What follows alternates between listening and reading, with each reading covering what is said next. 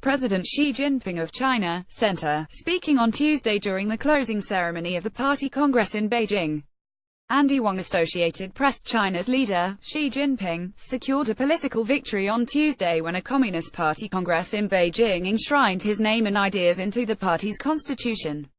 Appearing alongside the hallowed names of Mao Zedong and Deng Xiaoping will be a clunky new phrase Xi Jinping thought for the new era of socialism with Chinese special characteristics. While the meaning of those 13 words or 16 characters in Chinese may seem opaque, they are freighted with significance for both the party's and China's future. They send a clear signal to party officials, who take such shifts in doctrine seriously and stay attuned to changes in the party's internal balance of power. How did the party change its constitution? The Chinese Communist Party has its own constitution, or charter, which is different from China's national constitution. The party's constitution sets rules and principles for its members. It also lays out the party's vision of its own history, and the contributions of current and past leaders to that heritage. Changes to the constitution can be made only at the Party Congress, which usually meets every 5 years. Since the Congress 2,300 delegates are carefully chosen for loyalty, very few oppose changes once they are proposed by the leadership. What do these changes really mean? A key phrase here is new era, one that Mr. Xi has used throughout the Congress, which began last week.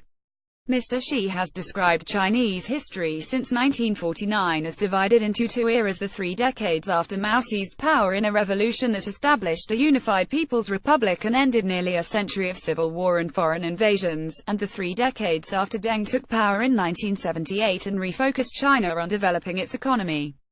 Mr. Xi has signaled he is launching China into a new, third era. In his report to the Congress, Mr. Xi suggested that if Mao made China independent, and Deng made it prosperous, he was now going to make China strong again.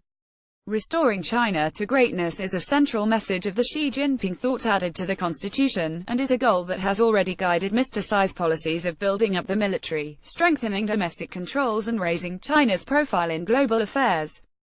To underline the point, the Congress also added a second mention of Mr. Xi's ideas to the Constitution, his call to modernize and strengthen China's armed forces. By enshrining Mr. Xi's ideas as a new component of the party's guide for action, the party is putting Mr. Xi on a doctrinal pedestal alongside Mao and Deng.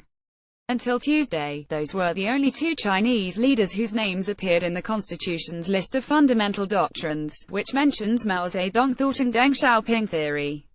Adding Mr. Xi by name also raises him above his two most recent predecessors, the former presidents Jiang Zemin and Hu Jintao, whose ideas are on the list of doctrines, but not their names.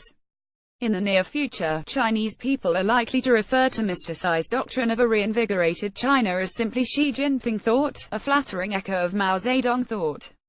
Portraits of Mr. Xi, left, and Mao Zedong at a market in Beijing. Greg Baker, Agence France Presse, Getty Images. Does this mean Mr. Xi is as powerful as Mao was in his day? It's not that simple. After he came to power in 2012, Mr. Xi surprised many people with how quickly and forcefully he asserted control.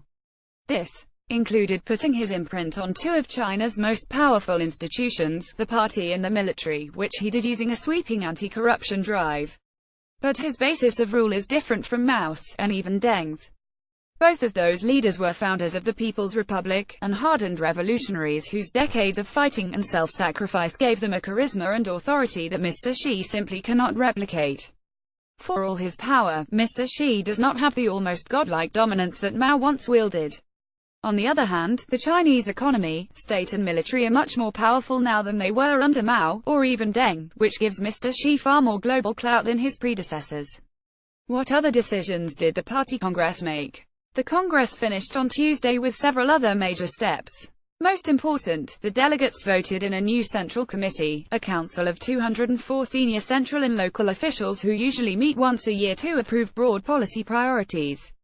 There was a notable absence on that list: Wang Qishan. Mr. Wang, 69, was the enforcer in Mr. Xi's drive to root out corruption and strengthen discipline within the party. Party insiders had said that Mr. Xi might try to keep Mr. Wang in a senior position, despite the fact that Mr. Wang had passed the retirement age. His absence from the list means he will probably retire. Delegates arriving for the closing session of the Party Congress on Tuesday Greg Baker, Agence France Presse, Getty Images. How will changing the party constitution affect how China is run? Mr. Xi's vision of a resurgent China will now permeate all party indoctrination in schools, the media and government agencies. With the conclusion of the Congress, the party and the Chinese news media will begin a national drive to promote its decisions, and especially the elevation of Mr. Xi.